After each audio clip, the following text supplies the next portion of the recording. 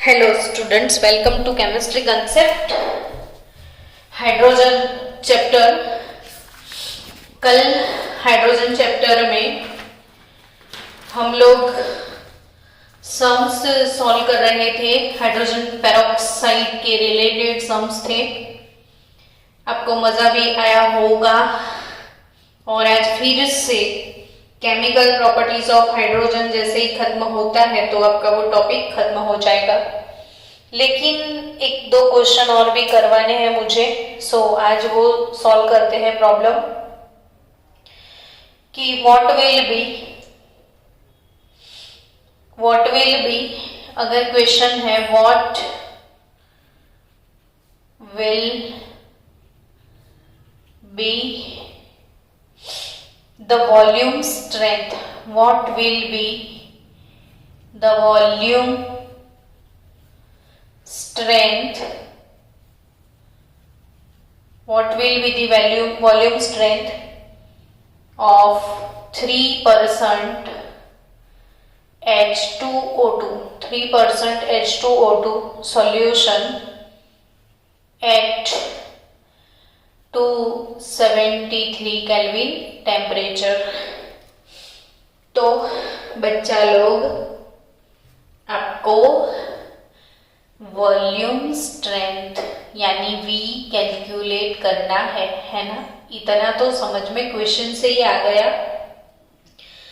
तो अगर V calculate करना है ना, तो मैंने कल कुछ सिखाया था, V is nothing but molarity into 11.2 ऐसा कुछ था। तो यस, तो मोलारिटी होता ना तो हमारे पास वॉल्यूम आ जाता। तो कोई बात नहीं, कुछ तो हिंट दिया होगा ना क्वेश्चन में। तो परसेंटेज गिवन हियर, सो अगर सिर्फ 3% तो ऑब्वियसली आपको परसेंटेज W/V समझना है। सॉल्यूशन होता है ये, इसलिए तो percentage W/V is given here 3। तो क्या परसेंटेज से मोलारिटी मिलती है?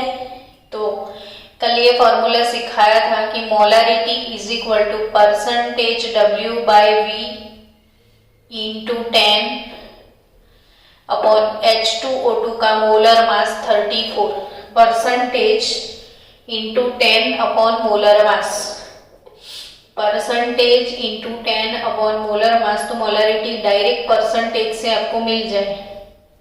तो if we have 3% W/V solution, तो उसका मोलारिटी कितना होगा? तो 3 इंटू 10 अपॉन 34। अभी इसको कैलकुलेट इधर ही कर देंगे डायरेक्ट। तो मोलारिटी का वैल्यू लिख दो, 3 इंटू 10 इंटू 11.2 डिवाइडेड बाय 34। तो आपको सीधा आंसर मिल जाएगा 9.88। तो ये टाइप का एक क्वेश्चन अगर कोई पूछता है तो ऐसे आप सॉल्व करना कि वॉल्यूम स्ट्रेंथ निकालना है और आपके पास परसेंटेज है। तो परसेंटेज से मोलारिटी मिल जाए, परसेंटेज इंटू 10 अपॉन मोलर मास, और मोलारिटी से सीधा आपको वॉल्यूम मिल जाए, है ना। चलो, और एक क्वेश्चन करवाने की मेरी इच्छा है तो वो भी कर लेते हैं अभी। नेक्स्ट क्वेश्चन है कि व्हाट विल, आप मेरे साथ साथ लिखना ताकि आपका फिर छूट ना जाए। What will be the volume, what will be the volume, what will be the volume of 10 volume H2O2 solution, what will be the volume of 10 volume, 10 volume जिसकी स्ट्रेंथ है, ऐसे H2O2 का कितना वॉल्यूम चाहिए ऐसा क्वेश्चन है। तो H2O2 solution reacting with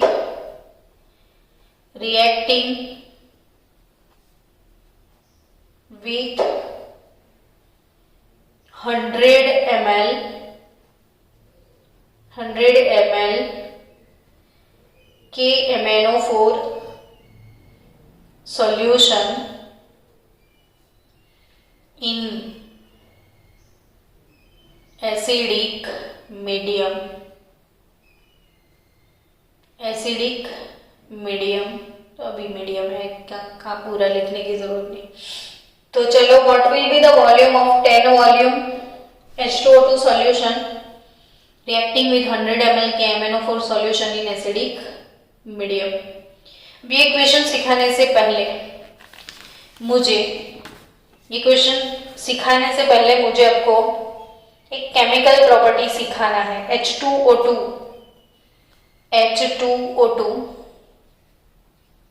और KMnO4 की बात करनी है आपसे।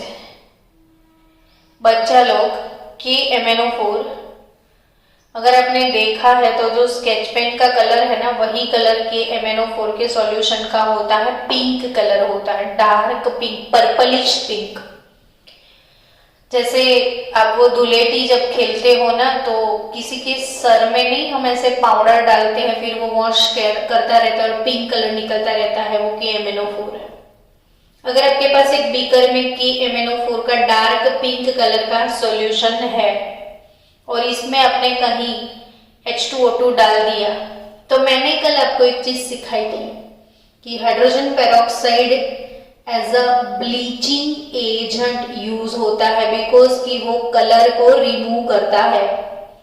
तो वैसे ही KMnO4 और उसमें आपने डाल दिया थोड़ा सा पेरोक्साइड, तो ये डी कलराइज हो जाएगा। कितना अमेजिंग लगे ना ऐसा सीन आपको, कि आप खुद बीकर में डार्क पर्पल कलर का सॉल्यूशन लेके बैठे हो और किसी को बोल रहे मैजिक दिखाओ मैजिक, और आप इसमें H2O2 डालो और डालते ही वो कलरलेस हो जाए, तो अमेजिंग सा तो लगे कि कलर कहाँ गया और वो डी कलराइज क्यों हुआ।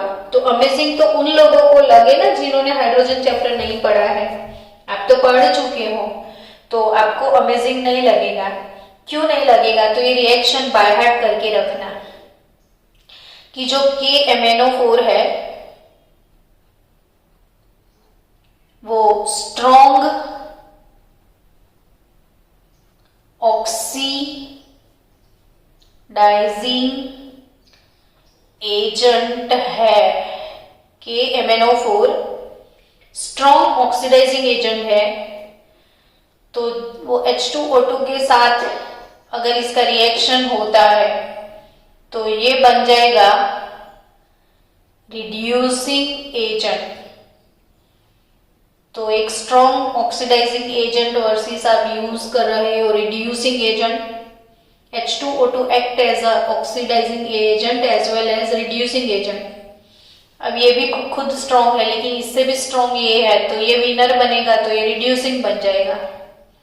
तो रिएक्शन क्या होता है? तो KMnO4 H2O2 के साथ रिएक्ट करता है। तो वैसे भी आपको पता है कि MnO4 माइनस जो है परमैंगनेट आयन एसिडिक मीडियम में KMnO4 एसिडिक मीडियम में कन्वर्ट हो जाता है Mn+2 में। ये वाला रिएक्शन बेसिक मीडियम में परफॉर्म करोगे तो MnO4 माइनस MnO2 में कन्वर्ट होगा। बेसिक मीडियम होगा, बेसिक मीडियम, तो MnO4 माइनस मैंगनीज डाइऑक्साइड में कन्वर्ट होता है। और अगर एसिडिक मीडियम यूज करोगे तो MnO4 माइनस Mn+2 में कन्वर्ट होता है। ये थोड़ा याद रखा करो आप। सो KMnO4 वो सम जो है वो एसिडिक मीडियम के है। मैं आपको ये सिखा रही हूँ इसको बेसिक मीडियम में डीकलराइज कैसे करता है। तो KMnO4 और H2O2 का रिएक्शन होगा, फिर इसको बैलेंस करना होता है। तो KMnO4 से MnO4 माइनस कन्वर्ट होगा MnO2 में। H2O2 अगर रिड्यूसिंग एजेंट है तो H2O2 से क्या मिलता है? तो H2O2 रिड्यूसिंग एजेंट है, तो इसका ऑक्सीडेशन होगा, यानी ऑक्सीजन -2 से नहीं, पेरोक्साइड है ना, तो -1 से इंक्रीज होगा O2 में। तो H2O2 से आपको मिलने वाला है 2H2O plus 3 moles of oxygen. वो तो बैलेंस करने के बाद 2 और 3 आता है। तो 2KMnO4 2KMnO4 3H2O2, इधर लिखा है ना 2KMnO4 3H2O2 gives 2Mn है तो 2MnO2 2H2O 3O2 और H2O प्लस O2 में कन्वर्ट हो। अच्छा मैंने लिखा है H2O2 किस में कन्वर्ट हुआ, H2O और O2 में। MnO4 किस में कन्वर्ट हुआ, MnO2 में। अब बचे K और इसका हाइड्रोक्साइड आपको मिलेगा KOH, तो KOH 2 मोल क्योज। और फिर से एक बार आराम से धीरे से लिख दो कि 2KMnO4 plus 3H2O2 gives 2MnO2 plus 2KOH plus 2H2O plus 3 मोल O2। ये रियल रिएक्शन है। तो यानी कि ये रेडॉक्स हो जाएगा, एक oxidizing agent, extra reducing agent, दोनों के बीच में रेडॉक्स रिएक्शन होता है और कोई नए नए स्पीसीज बनते हैं। तो ये जो पर्पल कलर था वो तो MnO4 माइनस का था, वो तो रहा नहीं, तो वो डीकलराइज हो गया। तो यानी कि ये H2O2 और KMnO4 के बीच में रेडॉक्स रिएक्शन यानी एक न्यूट्रलाइजेशन रिएक्शन होता है। सो न्यूट्रलाइजेशन रिएक्शन जो हो रहा है उसकी वजह से ऐसे क्वेश्चंस इसके आते हैं कि what will be the volume of 10 volume, यानी इतना तो पता चल गया कि ये क्वेश्चन में वॉल्यूम V जो है 10 है, ग्रेड उसका 10 है, वॉल्यूम स्ट्रेंथ 10 है। तो reacting with 100 ml KMnO4 solution in acidic medium,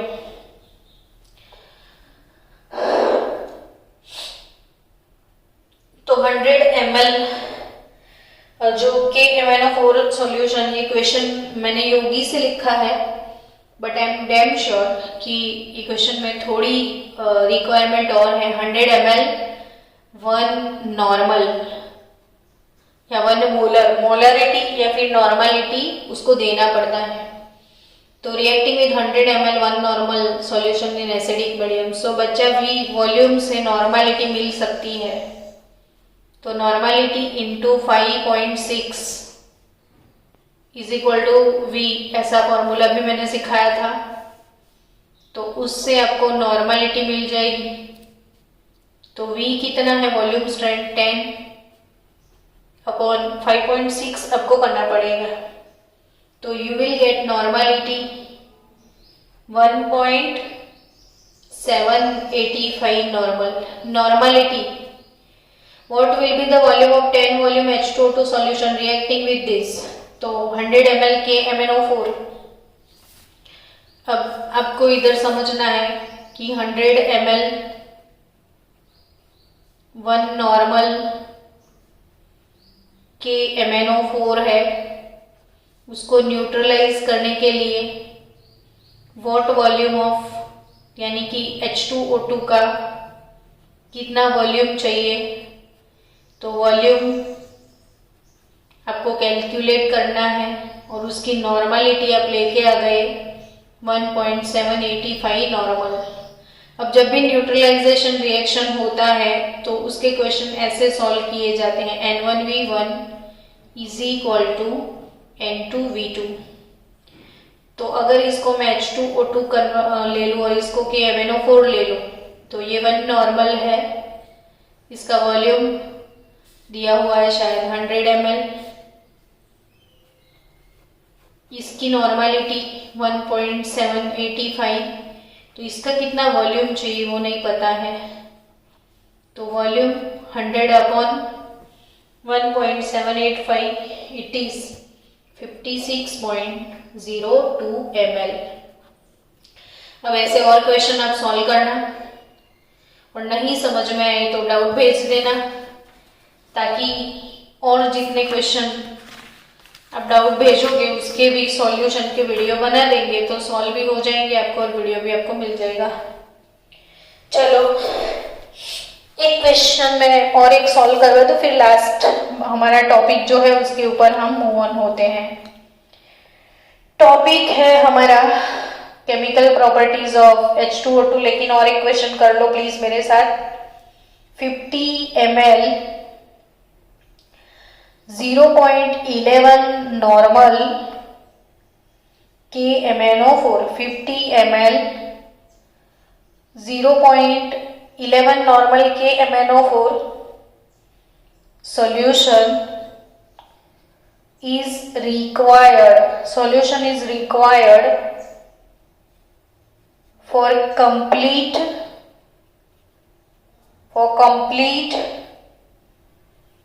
oxidation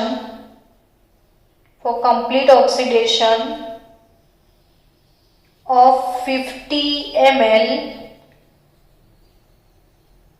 of acidic H2O2. Then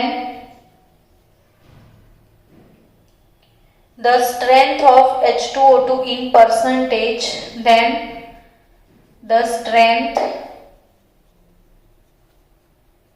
of H2O2 in percentage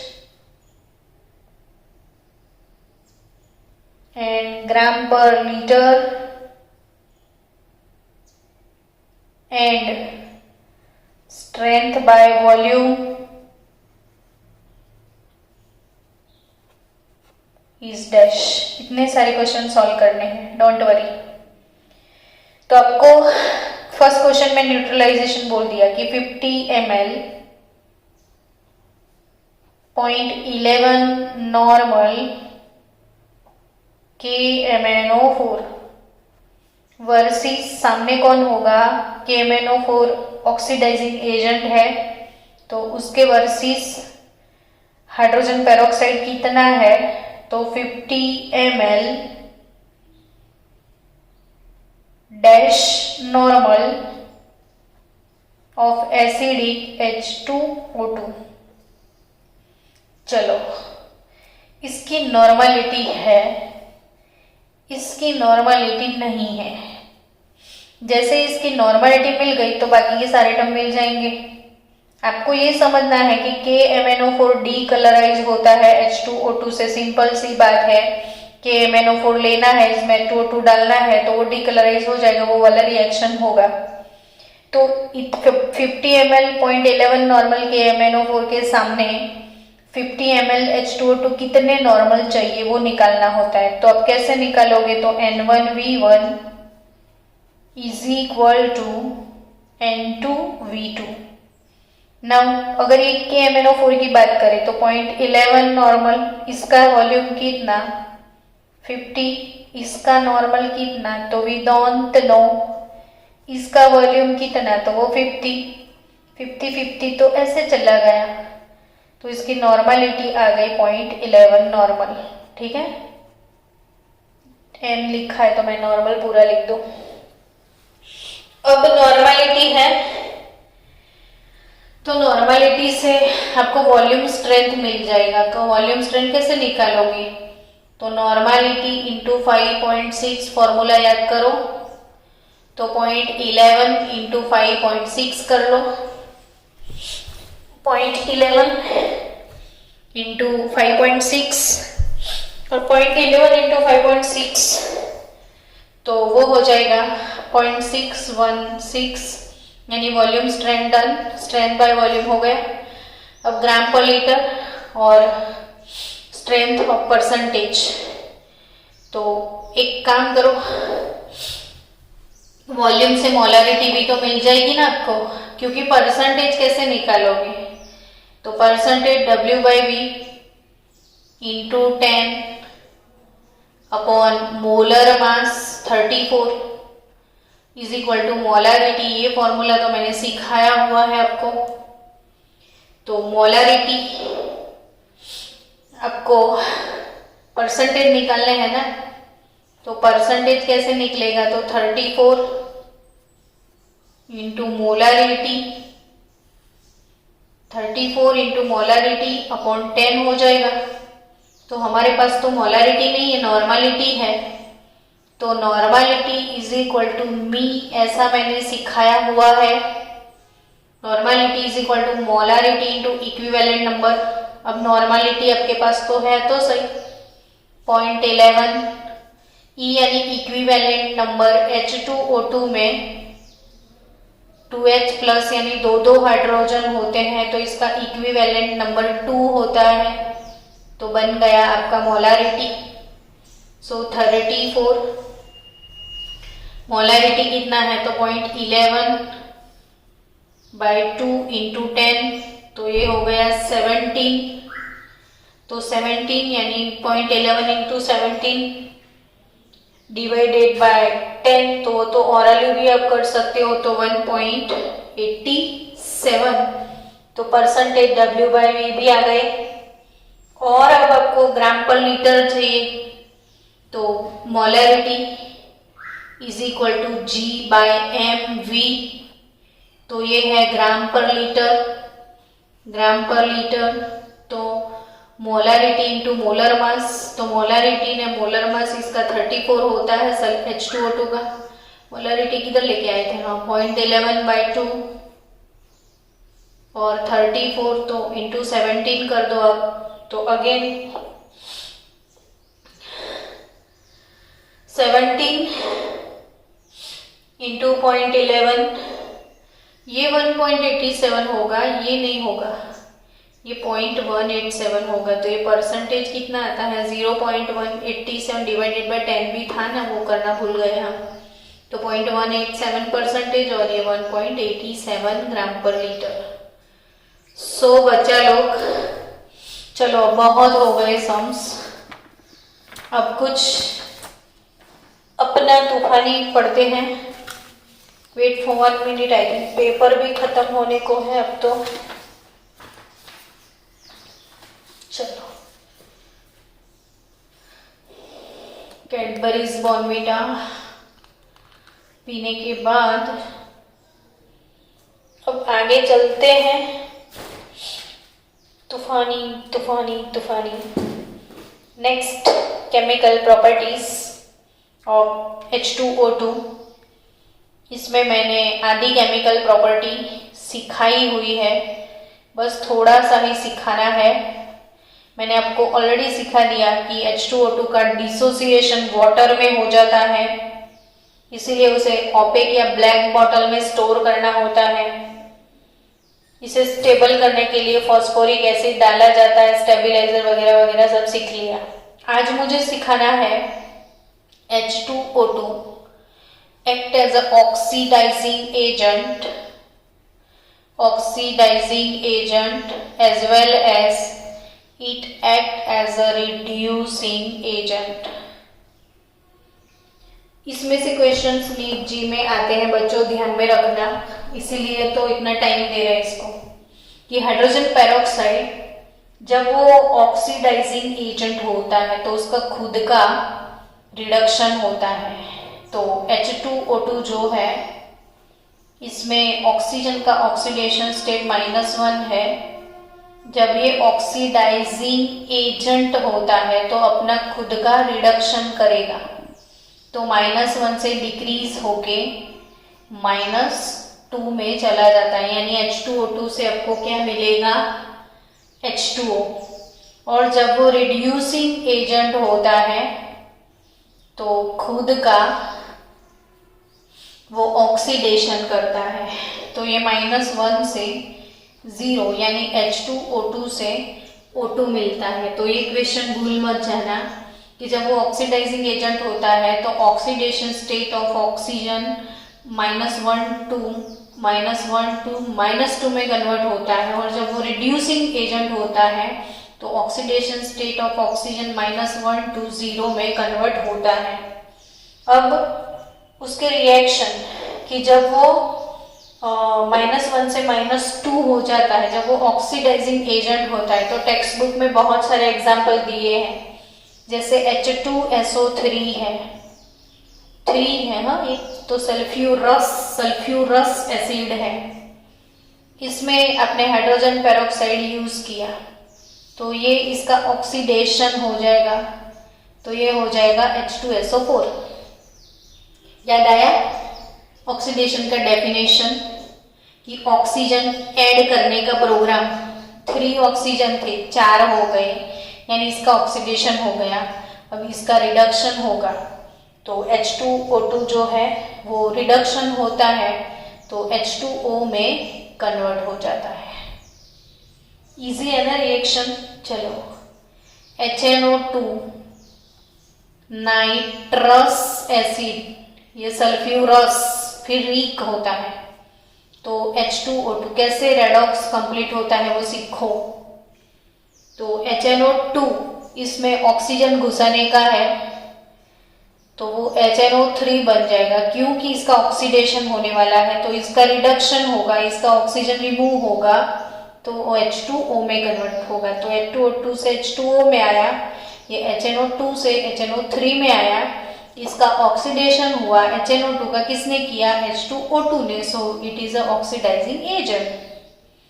अगर लेड सल्फाइड है,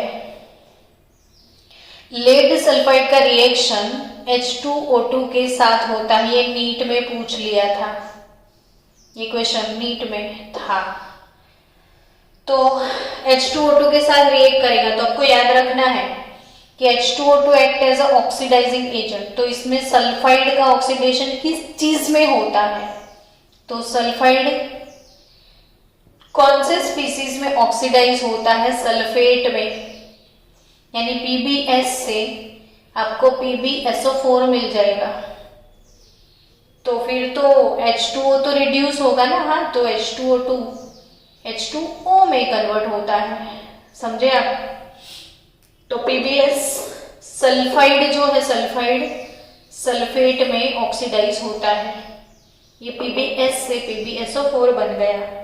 वैसे ही 2 मोल अगर Fe+2 आपने लिया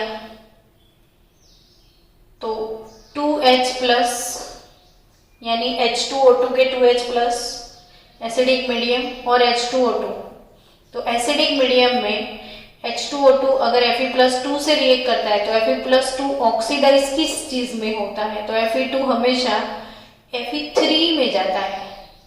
ऑक्सीडेशन का मतलब ऑक्सीडेशन स्टेट इंक्रीज होना। अगर टीन 2 होता है तो ऑक्सीडाइज होके टीन 4 में चला जाता है। वैसे ही Fe2 Fe3 में कॉपर +1 ऑक्सीडाइज होता है तो कॉपर 2 बनता है ना। तो ऐसे ही आप याद रखो कि Fe+2 इसमें भी देखो, ये तो Pb का कुछ नहीं हुआ, सल्फाइड का हुआ, तो सल्फाइड सल्फेट में कन्वर्ट हुआ, Fe2 Fe3 में कन्वर्ट हुआ, H2O2 H2O में कन्वर्ट होता है, तो 2Fe+3 + 2H2, ये H+ कहाँ से है, तो रेडॉक्स बैलेंस करते वक्त हम नहीं डालते हैं एडिशनल, मीडियम के अकॉर्डिंग H+ ऐसे है ये।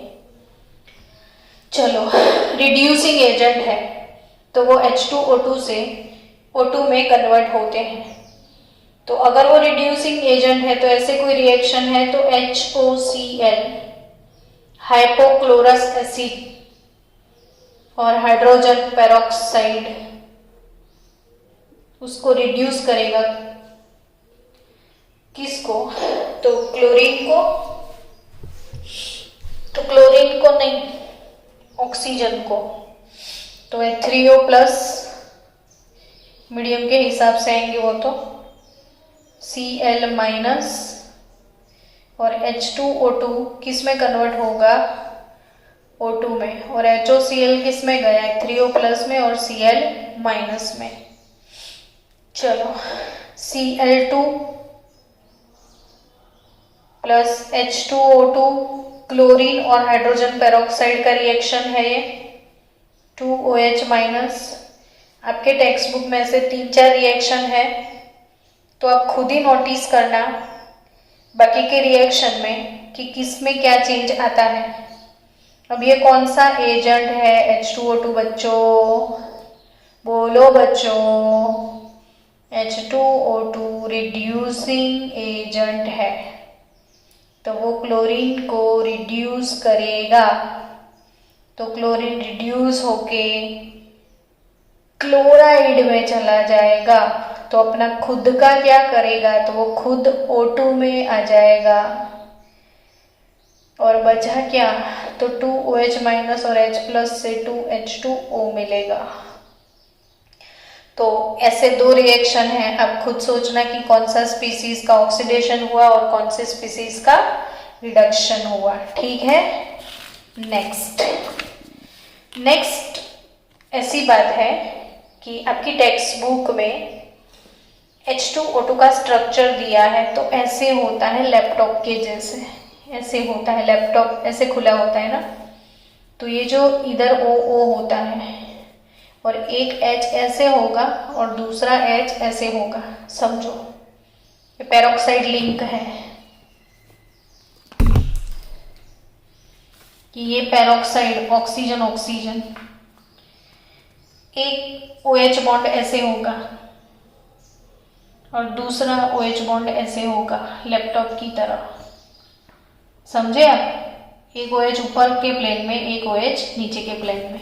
और आपकी टेक्स्ट बुक में स्ट्रक्चर दिया होगा, ये रहा टेक्सचुअल स्ट्रक्चर। फिर OH ये गैसियस फॉर्म में है, ये सॉलिड फॉर्म में है। तो गैस फॉर्म में ये बॉन्ड लेंथ OH 95 पिकोमीटर है और सॉलिड फॉर्म में ये 98 पिकोमीटर है।